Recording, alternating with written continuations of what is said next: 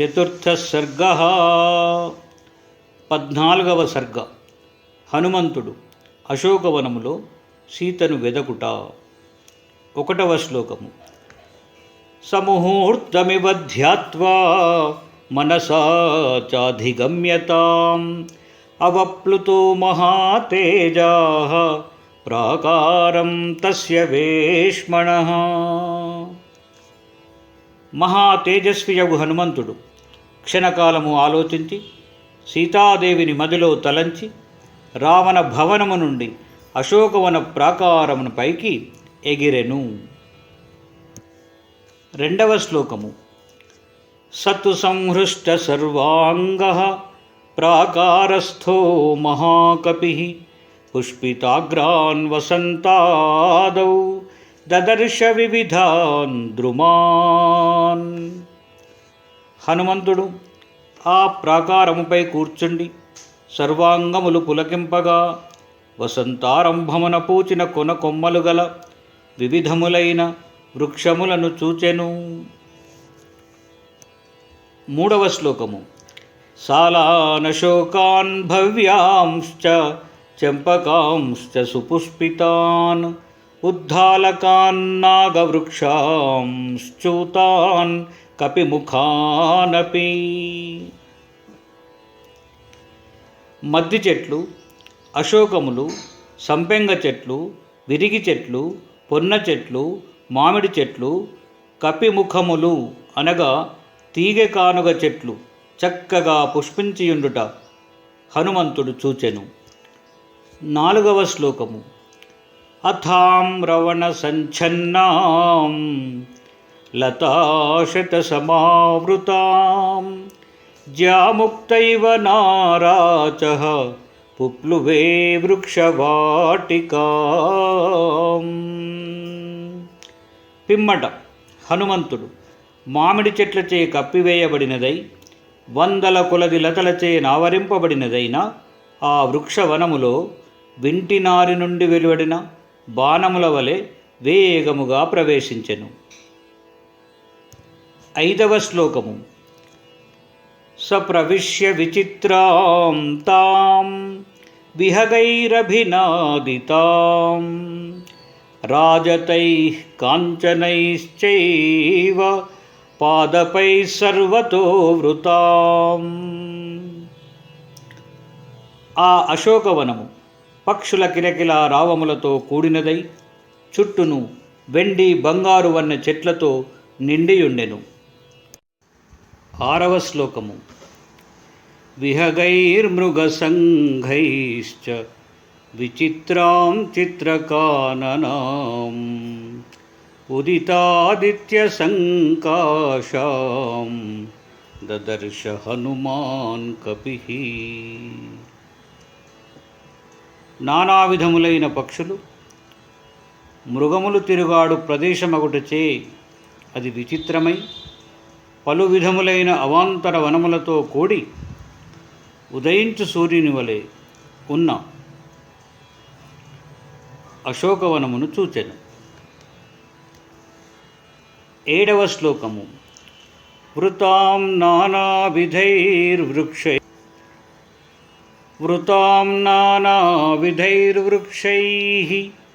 పుష్పోపగఫలోపగైః కోకిలైర్భృంగరాజైశ్చ మత్తైర్నిత్యనిషేవితాం.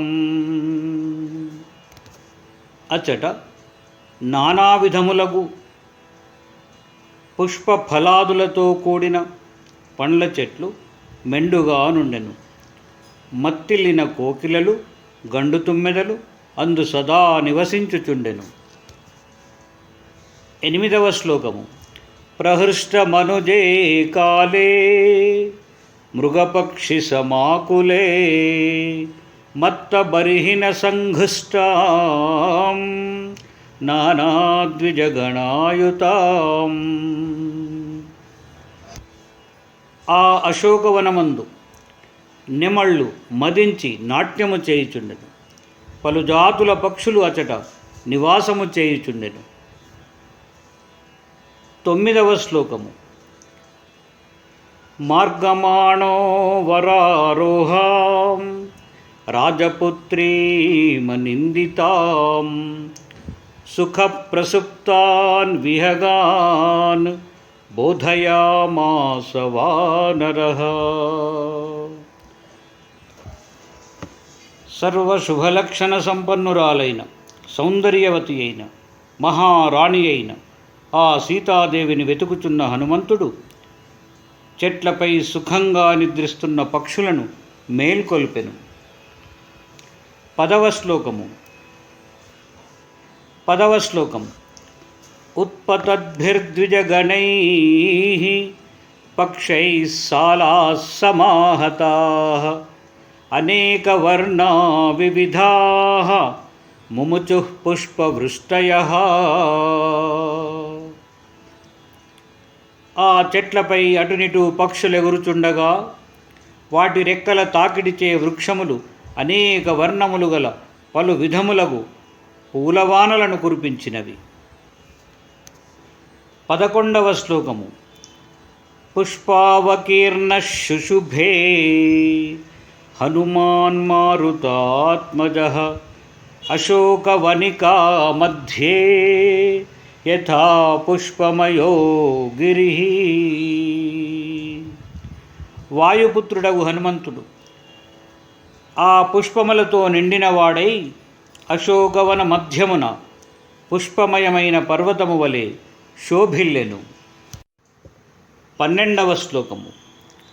దిశః సర్వాః ప్రధావంతం వృక్షషండగతం కపిం దృష్ట్వా సర్వాణి భూతాని వసంత ఇతి మే నిరే. చెట్ల గుంపులో నుండి అన్ని దిశలకు పరిగెత్తుటచే పుష్పభరితుడైన హనుమంతుని చూచి భూతములన్నీ అతడు వసంతుడని తలంచెను.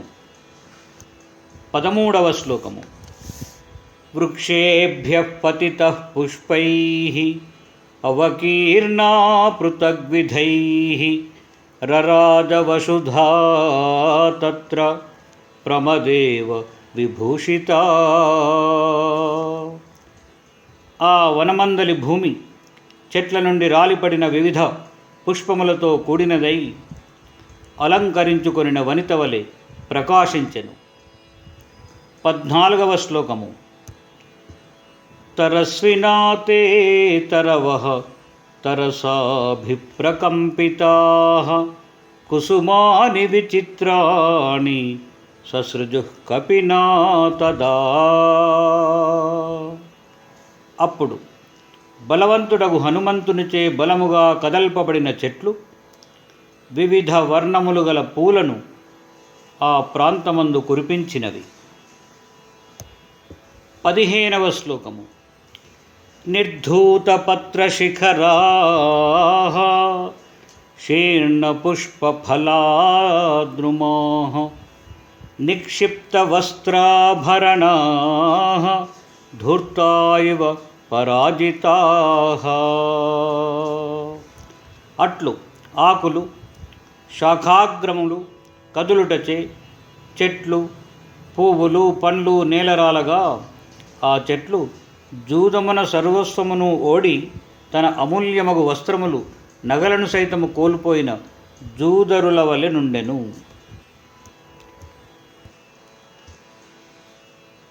16వ శ్లోకము. హనుమతా వేగవతా కంపితాస్తేన గోత్తమాః పుష్పపర్ణఫలాన్యాసు ముముచుః పుష్పశాలినః. అట్లు ఆకులు శాఖాగ్రములు కదులుటచే చెట్ల పువ్వులు పండ్లు నేల రాలగా ఆ చెట్లు జూదమున సర్వస్వమును ఓడిపోయి తమ అమూల్యమగు వస్త్రములు నగలను సైతము కోల్పోయిన జూదరుల వలె నుండెను.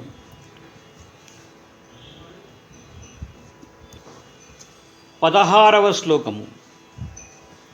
హనుమతా వేగవతా కంపితాస్తేన గోత్తమాః పుష్పపర్ణఫలాన్యాసు ముముచుః పుష్పశాలినః. వేగవంతుడగు హనుమంతుడు పూలతో ప్రకాశించు ఆ శ్రేష్ఠ వృక్షములను కదల్పగా అవి తమ పూలను, ఆకులను, పండ్లను వెంటనే రాల్చినవి. 17వ శ్లోకము. విహంగ సంఘైర్హీనాస్తే స్కంధమాత్రాశ్రయాద్రుమాః బభూవురగమాః సర్వే మారుతేనేవ నిర్ధుతాః. అట్లు హనుమంతుడు కదల్చిన ఆ వృక్షములు గాలికి కంపించినవి వలె పక్షి సమూహములు ఎగిరిపోయి ఆకులు, పూలు రాలిపోగా బోదెలు మాత్రమే మిగిలియుండుటచే ఆ వృక్షములు నిరుపయోగములైనవి. 18వ శ్లోకము. నిర్ధూతకేశీ యువతి యథా మృదితవర్ణకా నిష్పీతశుభదంతోష్ఠీ నఖైర్దంతైశ్చ విక్షతా. 19వ శ్లోకము. తథా లాంగూలహస్తైశ్చ చరణాభ్యాం చ మర్దితా బభూవాశోకవనికా ప్రభగ్నవర పాదపా. హనుమంతుడు తోకతో, చేతులతో, కాళ్లతో శ్రేష్ఠ వృక్షములను విరగగొట్టగా అశోకవనము ప్రియుని శృంగార చేష్టలతో జుట్టుముడి వీడి చందనార్జంగరాగము తొలగి చుంబింపబడిన సుందరమైన దంతములు, పెదవులు కలదై దంతక్షత, నఖక్షతములు కల యువతి వలె కనిపించెను. 20వ శ్లోకము. మహాలతానాం దామాని వ్యధమత్తరసా కపిః యథా ప్రావృషి వింధ్యస్య మేఘజాలాని మారుతః. వర్షాకాలమున వింధ్యపర్వతమును ఆశ్రయించిన మేఘ సమూహములను వాయువు చెదరగొట్టినట్లు వివిధ లతా సమూహములను హనుమంతుడు తన బలముచే చెదరగొట్టెను. 21వ శ్లోకము. సతత్ర మణిభూమిశ్చ రాజతీశ్చ మనోరమాః తథా కాంచన భూమిశ్చ దదర్శ విచరన్ కపిః. హనుమంతుడు అట్లు తిరుగుచు అచట మనోహరములగు మణిమయ భూములను, వెండి బంగారు రేకులతో కప్పబడిన నేలలను చూచెను. 22వ శ్లోకము. వాపీశ్చ వివిధాకారాః పూర్ణాః పరమవారిణా మహార్హైర్మణిసోపానైః ఉపపన్నాస్తతస్తతః. అట్లే నిర్మల జలములు నిండుగా కల పలు ఆకృతుల దిగుడు బావులను హనుమంతుడు చూచెను. ఆ బావులకు అక్కడక్కడ అమూల్యములైన మణిఖచితములగు సోపానములు నిర్మింపబడి ఉండెను. 23వ శ్లోకము. ముక్తా ప్రవాళశిఖతాః స్ఫాటికాంతరకుట్టిమాః కాంచనైస్తరుభిశ్చిత్రైః తీరజైరుపశోభితాః.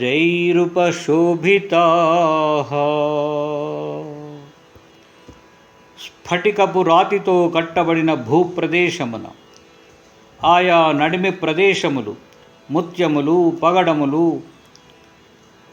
వాటి యొక్క పొడులతో నింపబడి ఉండెను. అవి ఆ దిగుడు బావుల తీరములందు మొలచిన కాంచన వృక్షములతో శోభిల్లుచుండెను. 24వ శ్లోకము. ఫుల్లపద్మోత్పలవనాః చక్రవాకోపకూజితాః నత్యూహరుతసంఘుష్టాః హంససారసనాదితాః.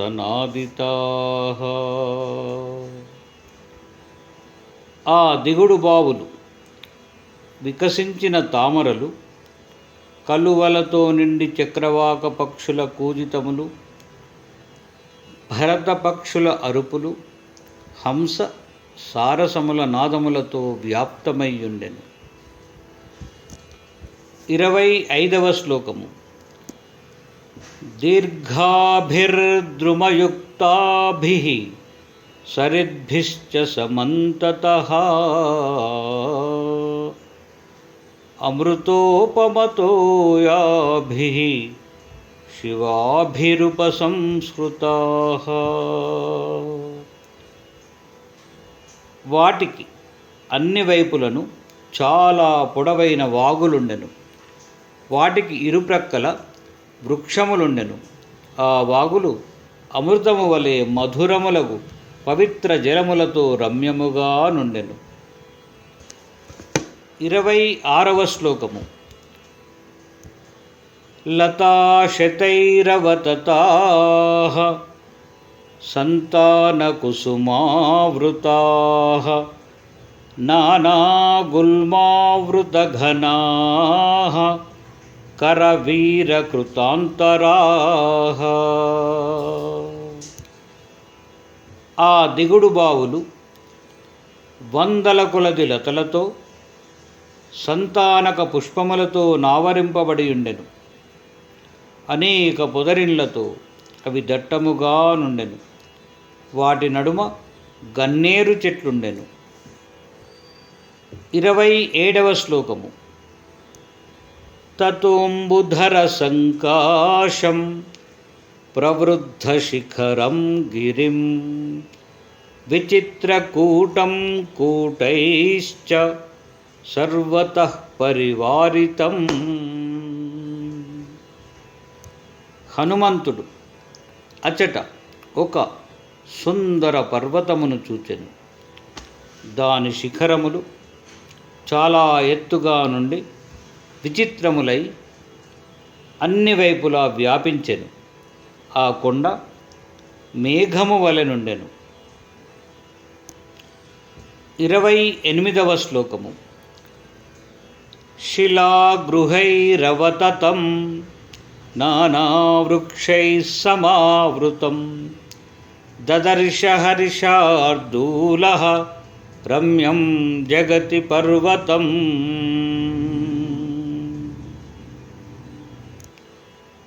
ఆ పర్వతము గుహలతో కూడి వివిధ వృక్షములచే ఆవరింపబడి చాలా అందముగా నుండెను. 29వ శ్లోకము. దదర్శ చ నగాత్ తస్మాత్ నదీం నిపతితాం కపిః అంకాదివ సముత్పత్య ప్రియస్య పతితాం ప్రియాం. హనుమంతుడు ఆ కొండపై నుండి పడుచున్న నదిని చూచెను. అది ప్రియుని తొడపై నుండి క్రిందికి జారిన ప్రియురాలి వలె నుండెను. 30వ శ్లోకము. జలే నిపతితాగ్రైశ్చ పాదపైరుపశోభితాం వార్యమానామివ క్రుద్ధాం ప్రమదాం ప్రియబంధుభిః.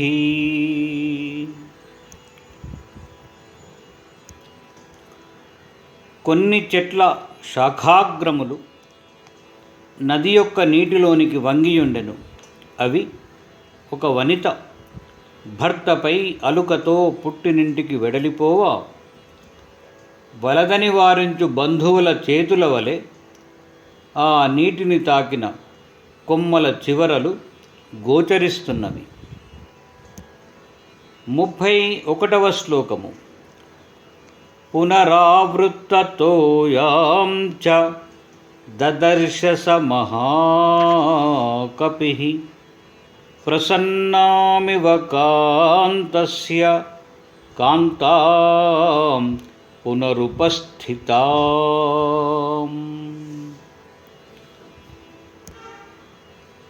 అందు ఒకచోట జలములు వెనుకకు మరలగా ఆ నది తన పతిపై కోపము వేడి ప్రసన్నురాలై తిరిగి వచ్చిన కాంతవలె నుండుట కాంచెను. 32వ శ్లోకము. తస్యా దూరాత్ సపద్మిన్యః నానాద్విజగణాయుతాః దదర్శ హరిషార్దూలః హనుమాన్ మారుతాత్మజః. కపిశ్రేష్ఠుడు వాయునందనుడగు హనుమంతుడు ఆ నది చెంతనే వివిధ పక్షి సమూహములతో కూడిన తామర కొలనులను చూచెను. 33వ శ్లోకము.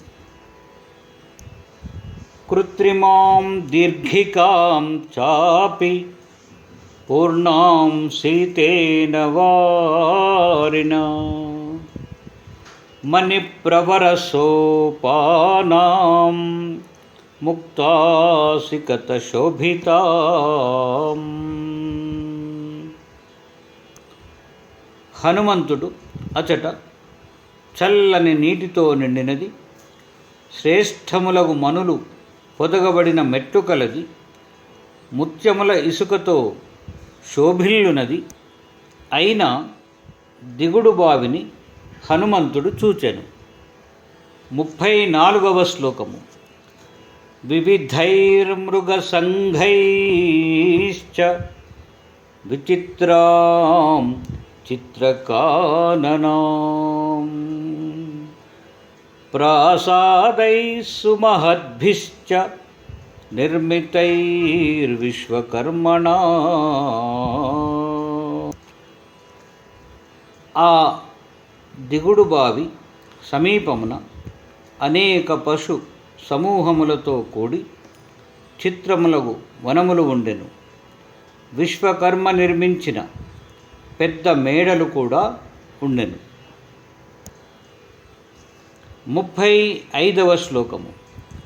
కాననైః కృత్రిమైశ్చాపి సర్వతః సమలంకృతాం. ఉద్యానవనముల చెంతనే కలదగు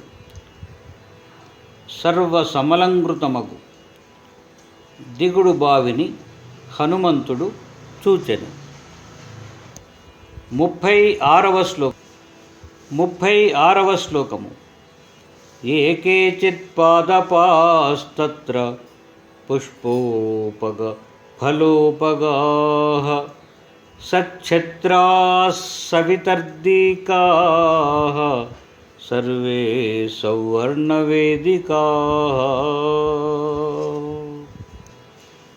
అచ్చటనున్న పుష్పించడి ఫలించడి వృక్షములకు క్రింద గొడుగులు, వాని క్రింద వచ్చిన వారు కూర్చుండుటకై బంగారు వేదికలు నిర్మింపబడి ఉండెను. 37వ శ్లోకము.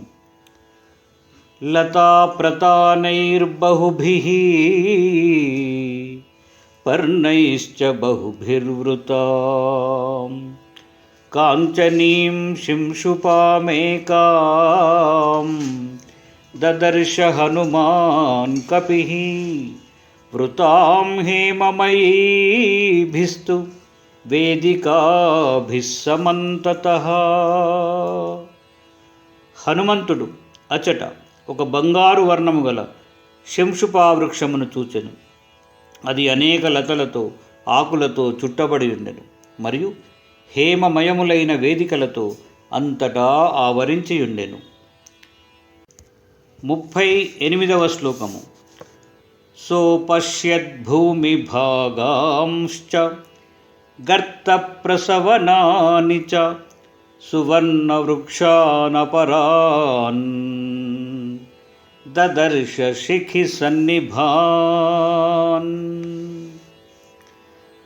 హనుమంతుడు అచట గోతులతో సెలయేళ్లతో కూడిన భూభాగములను అగ్నివలె ప్రకాశించు బంగారు వన్నెగల నెమళ్ళ వంటి రంగులు కల వృక్షములను కొన్నింటిని హనుమంతుడు ఆ అశోకవనమున చూచెను.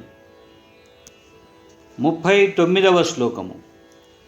తేషాం ద్రుమాణాం ప్రభయా మేరోరివ దివాకరః అమన్యత తదా వీరః కాంచనోస్మీతి వానరః.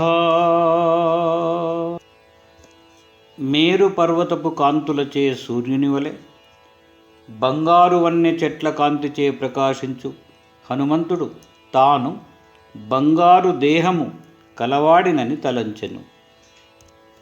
40వ శ్లోకము. తాం కాంచనైస్తరుగణైః మారుతేన చ వీజితాం కింకిణీశత నిర్ఘోషాం దృష్ట్వా విస్మయమాగమత్. బంగారు చెట్లతో కూడినదియు వాయువుచే వీచబడినదియు అనేకములకు మువ్వల మ్రోతలు కలదియు అగు అశోక వృక్షమును చూచి కపిశ్రేష్ఠుడు మిక్కిలి ఆశ్చర్యపడెను. 41వ శ్లోకము. సపుష్పితాగ్రాం రుచిరాం తరుణాంకురపల్లవాం తామారుహ్య మహాబాహుః శింశుపాం పర్ణసంవృతాం. పుష్పించిన కొమ్మలతో కూడినదియు రమ్యమైనదియు లేత చిగుళ్ళు ఆకులు కలదియు ఆకులతో దట్టముగా కప్పబడినదియు అగు ఆ శంషుపా వృక్షమును మహాభుజుడగు హనుమంతుడు ఎక్కెను. 42వ శ్లోకము. ఇతో ద్రక్ష్యామి వైదేహీం రామదర్శనలాలసాం ఇతశ్చేతశ్చ దుఃఖార్తాం సంపతంతీం యదృచ్ఛయా. రాముణ్ణి చూడవలెను అని ఉవ్విల్లూరుచున్న సీతను ఇచ్చటి నుండి చూచెదను. దుఃఖ పీడితయై అప్రయత్నముగానే ఇటునటు తిరుగుచుండు సీతాదేవిని ఇట నుండి చూచెదను. 43వ శ్లోకము. అశోకవనికా చేయం దృఢం రమ్యాదురాత్మనః చంపకైశ్చందనైశ్చాపి వకులైశ్చ విభూషితా. ఇది నిశ్చయముగా పాపాత్ముడగు రావణుని అశోకవనము. ఇది సంపెంగ తీగలతో చందన వృక్షములతో పొగడ చెట్లతో రమ్యమయ్యున్నది. 44వ శ్లోకము. ఇయంచనలినీ రమ్యా ద్విజసంఘనిషేవితా ఇమాం సారామమహిషీ నూనమేష్యతి జానకీ. పక్షి సమూహములు చెంతనే గల ఈ తామర కొలను ఎంతో సుందరముగానున్నది. రాముని భార్య సీత తప్పక ఇటకు ఏతెంచును. 45వ శ్లోకము. సా రామా రామమహిషీ రాఘవస్య ప్రియా సతీ వనసంచారకుశలా నూనమేష్యతి జానకీ. రాముని ఇల్లాలు ఆయనకు ప్రియము కూర్చున్నది. అడవిలో తిరుగుటలో నేర్పుగలదగుటచే జానకి తప్పక ఇటకు ఏతెంచును. 46వ శ్లోకము. అథవా మృగశాభాక్షి వనస్యాస్య విచక్షణా వనమేష్యతి సార్యేహ రామచింతానుకర్షిత. లేదా లేడి పిల్ల చూపుల వంటి చూపులు కలది, ఈ విహారమునకు తగిన జ్ఞానము కలది, పూజ్యురాలును అయిన సీత రాముని గూర్చిన శోకముతో కృషించినదై ఈ వనమునకు వచ్చును. 47వ శ్లోకము. రామశోకాభిసంతప్తా సా దేవీ వామలోచనా వనవాసే రతా నిత్యం ఏష్యతే వనచారిణీ. సుందర నేత్రములు కలది, రామ విరహము వలన శోకముచే పీడింపబడినది, నిత్యము వనవాసమందు ఆసక్తి కలది అగు సీతాదేవి ఈ వనమునకు తప్పక రాగలదు. 48వ శ్లోకము. వనేచరాణాం సతతం నూనం స్పృహయతే పురా రామస్య దయితా భార్యా జనకస్య సుతా సతీ.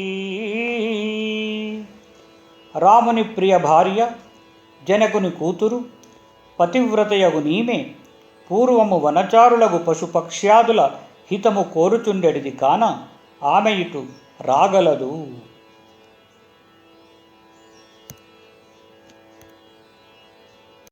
49వ శ్లోకము. సంధ్యాకాలమనాశ్యామా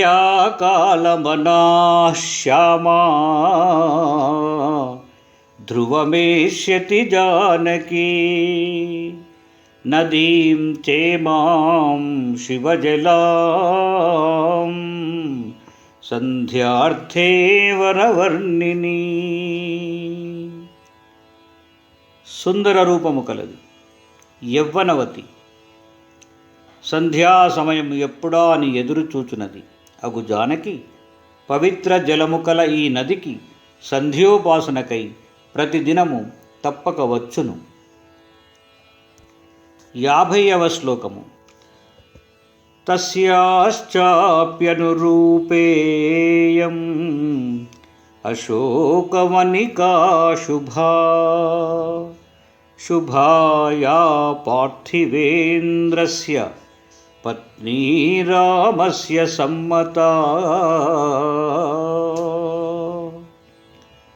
రాజశ్రేష్ఠుడగు రామునకు పత్ని తన శుభాచరణముచే భర్తృసమ్మతయగు సీతకు ఈ శుభమగు అశోకవనము తగియున్నది. 51వ శ్లోకము. యది జీవతి సా దేవీ తారాధిప నిభాననా ఆగమిష్యతి సావశ్యం ఇమాం శివజలాం నదీం. చంద్రుని వంటి మోముగల సీతాదేవియే జీవించియున్నచో ఆమె తప్పక పవిత్ర జలములు గల ఈ నదికి వచ్చును. 52వ శ్లోకము. ఏవంతు మత్వా హనుమాన్ మహాత్మా ప్రతీక్షమాణో మనుజేంద్ర పత్నీం అవేక్షమానశ్చ దదర్శ సర్వం సుపుష్పితే పర్ణఘనే నిలీనః అని ఇట్లు మహాత్ముడగు హనుమంతుడు తలపోయిచు రాజశ్రేష్ఠుడగు రాముని భార్య సీతకై చూచుచు బాగుగా పూచి ఆకులు దట్టముగా కలిగిన ఆ శంషుపా వృక్షమునందు దాగియుండి సర్వమును చూచుచుండెను. ఇతి ఆర్షే శ్రీమద్ రామాయణే వాల్మీకీయే సుందరకాండే 14వ సర్గః సమాప్తః. ఇట్లు వాల్మీకి మహర్షి రచించిన శ్రీమద్ రామాయణమున సుందరకాండమున 14వ సర్గము సమాప్తము. 4వ సర్గః.